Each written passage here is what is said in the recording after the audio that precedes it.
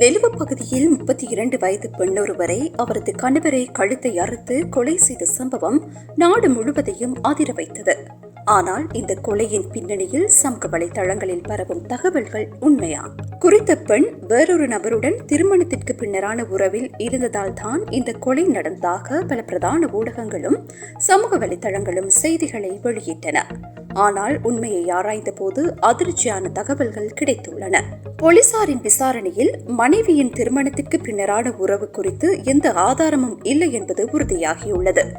சந்தேக நபரான கணவர் முன்னாள் ராணுவ வீரர். அவர் மனநல கோளாறால் பாதிக்கப்பட்டவர் என்றும் போதைப்பொருள் பயன்படுத்தும் பழக்கம் கொண்டவர் என்றும் தெரிய வந்துள்ளது.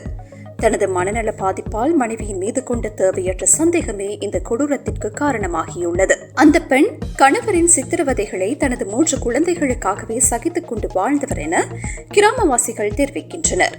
ஒரு பெண்ணின் குணத்தை பற்றி ஆதாரமின்றி வதந்திகளை பரப்புவது தவறான செயல். ஒரு செய்தியை பகிரும் முன் அதன் உண்மைத்தன்மையை ஆராய வேண்டும். பாதிக்கப்பட்டவர்களின் குடும்பத்தை மேலும் காயப்படுத்த இடமளிக்காமல் இருப்போம். இது போன்ற உண்மை தகவல்களுக்கு எங்களை பின்தொடருங்கள்.